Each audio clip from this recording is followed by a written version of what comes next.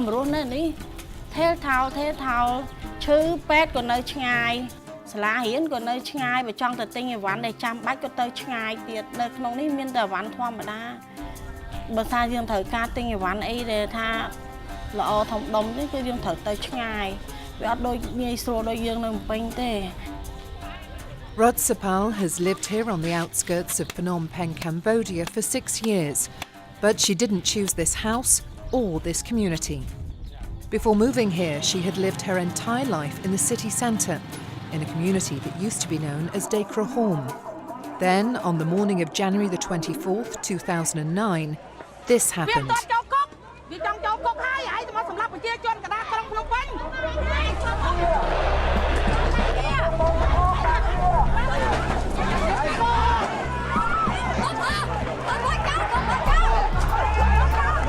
Nơi ngày nó người cây ở miền Ban ơi đừng nắng ấy dương tê cây màu tê rồi miền bò miền đầy cho miền Pada xong rồi cục mục bố cái banh chỉ xay rồi xem nó dương thùng lần ọt má nó bị lúa tranh tập này tranh ấy ổn chẳng ấy dương mà ai mổ lại ba này dương chun đặc men tranh anh em miền con ho miền mùi ho mà đai cha tiết dương thơ ấy cả.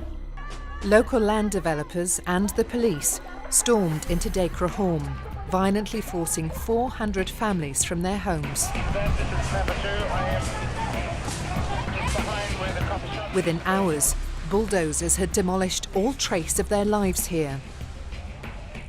Rod Sapal, although she legally owned the property where she lived, is one of the many who lost everything that day. The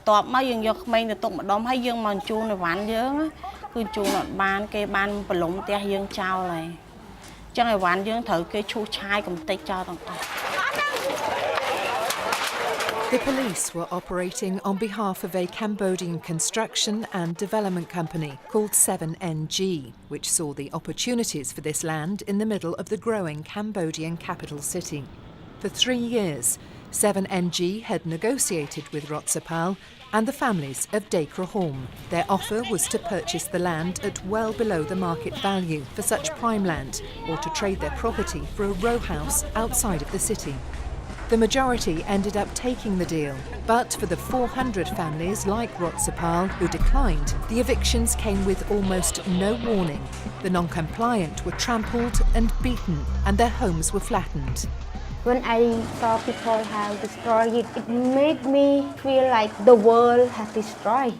No justice at all, no law respect at all, no people rights at all. Long Kim Hyang is the Senior Communications Officer for an organisation called the Housing Rights Task Force. HRTF monitors and helps organise support for communities like Rod Sapal's that have lost their homes or who face forced eviction. I have learned from my family. My parents work hard to have a house for living. But when I come to see the people that already have home, but their homes were destroyed, what they feel, it's very, very painful, beyond the word to say.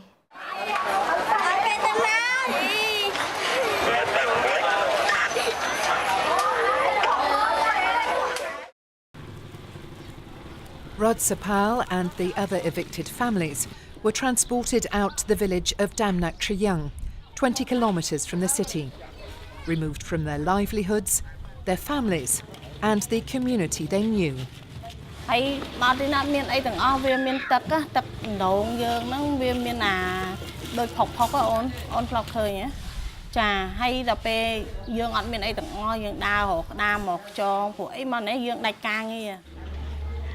Under Cambodian law, citizens have the right to own land and are protected from unlawful eviction.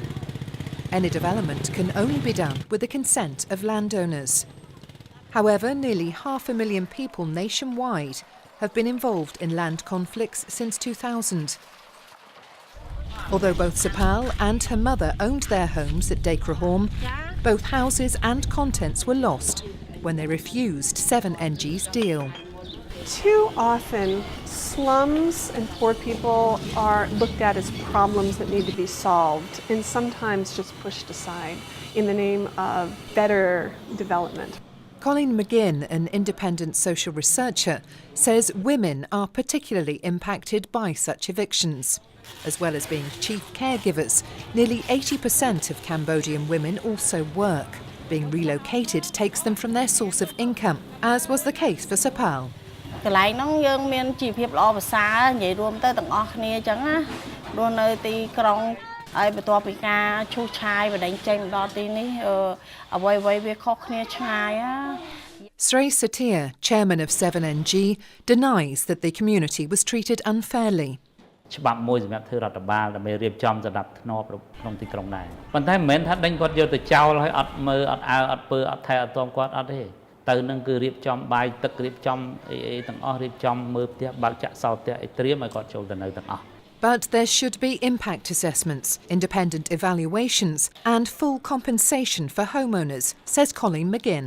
When those processes do not happen or do not happen fairly, those are termed forced evictions, which is recognized by the United Nations as a human rights violation. Urban development in Phnom Penh is on the fast track.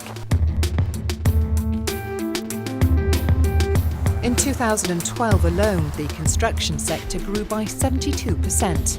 10 years ago, Phnom Penh didn't have a single working traffic light. But today, luxury malls are well lit for shoppers, and new homes for the wealthy expand the city limits as far as the eye can see.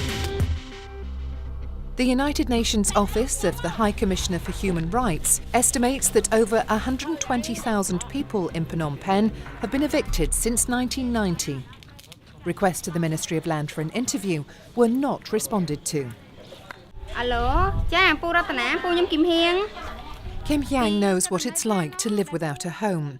Her life began in a Thai refugee camp along the Cambodian border, where her parents had fled to escape the brutality of the Khmer Rouge regime.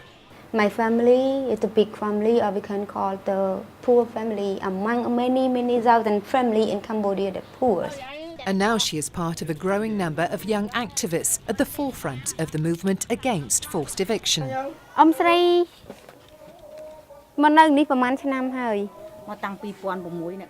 seeing that it's the women who are coming out very, very strongly as advocates for their land and property rights. And more frequently, we're seeing that it's young women who are really organising and mobilising their communities to be able to protest. Carla Silbert is the Women, Peace and Security Officer at UN Women in Cambodia. UN Women offers support to community leaders like Kim Hyang so they can better resist violations. Other work that we're doing is working very closely with NGOs and with young activists to really be able to improve their understanding of their rights so that they can then empower their communities. The one person in charge to sharing information to the media about the people activity and to the world, posting the information or the activity of people to YouTube, Facebook. And I use my video as the evidence. Legal demonstration is one way in which Cambodians are expressing their many concerns. In October 2014, several groups marched to deliver a petition to the government demanding, among other things, better implementation of the rule of law. Overwhelmingly, the protesters at these events are women. We have 100,000 women work together, use their power, use their voice. I can orient them to know how to speak to the media, what they should talk to the government. And it seems the authorities are listening. The royal government of Cambodia committed to issuing at least 20% of land titles individually to women by 2015, a goal that was already met in 2010. I think that that's really going to give women a much stronger position in terms of being able to advocate for their rights in relation to the land that they hold. It's government initiatives like this that could have really helped Sapal. អត់ពេញចិត្តតតសោះទោះបីឥឡូវនេះមានផ្សារមានមនុស្សលក់រៀងច្រើនណាស់ក៏ដោយខ្ញុំអត់ពេញចិត្តរស់នៅហ្នឹងហើយគឺខ្ញុំស្រឡាញ់ទឹកដីខ្ញុំហ្នឹងដែរខ្ញុំនៅតែអត់ផ្លាស់ប្ដូរ But for many others, there is more hope. អូយបងសម្លាញ់ជំរាបសួរបងសុខសប្បាយសុខសប្បាយសុខសប្បាយខ្ញុំញ៉ាំឆ្អែតrồi Kim Hyang has arrived at yet another community meeting. These women represent 3,500 displaced Phnom Penh families. They too were forced from their homes and scattered to the outskirts of the city, but come back here to what is left of their former community to continue to develop strategies for their compensation. More and more women, they know their right now. And more than this, women, they're exercising their rights.